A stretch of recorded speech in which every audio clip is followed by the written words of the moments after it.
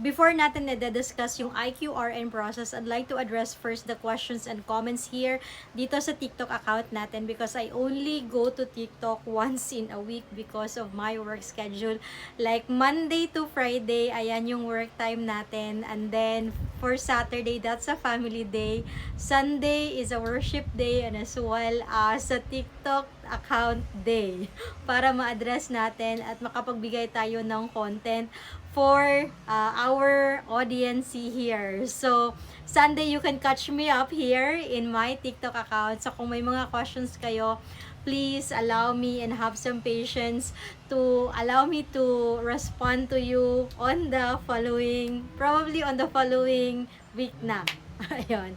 So, the question here coming from Rock the Explorers. As lang po, iba po ba yung NCLEX exam for the US, NCLEX exam sa Canada at Australia? So, examination-wise po, Miss Rock, the same po siya. Content of the examination as to the difficulty of the examination, time allotment with regards to the maximum time, whether it's computer adaptive, yes, that's implemented in all of these three countries, whether it's USA, Australia, or Canada. Difficulty of examination and yung client needs, yung blueprint na sinusunod nila for the administration of the NCLEX and as well as yung pag-administer sa'yo, nagbibigay ng test which is the Pearson VUE, it's all the same. Ang pinagkaiba po nila, yung process, yung time frame natin, where are we submitting our application, magkaiba po yun.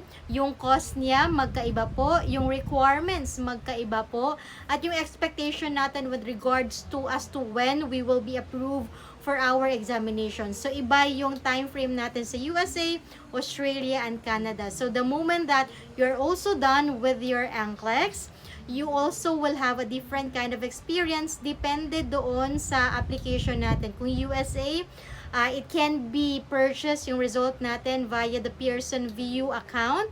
And then kung Australia at Canada, wala silang Pearson VUE na quick result yung tinatawag natin. So, the cost of your investment will be different depending on the application natin, and even for the USA, depende kasi they have 50 state boards that we can apply, but not all of those boards of nursing maging eligible tayo because different states will require us different procedures and processes na kailangan nating i-undergo before we can be approved for our examination if it's in the USA.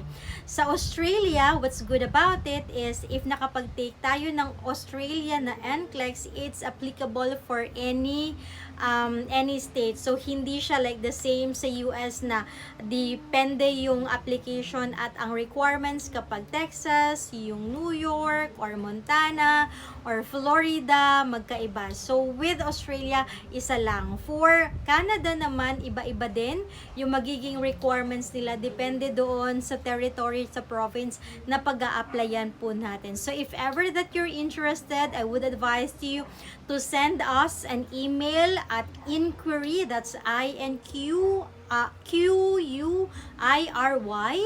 at ipasprocessing.com so that so that our representatives in our team in IPAS will be able to assist you for your application. So, pagpipilian mo lang saan ba talaga yung pinaka-goal mo. Is your long-term goal sa US or ang long-term goal natin sa Australia or sa Canada? They can give you the differences and comparison as well nitong mga countries na to. So, you start in contemplating saan ko ba talaga gustong pumunta. Is it in US, Australia, or Canada?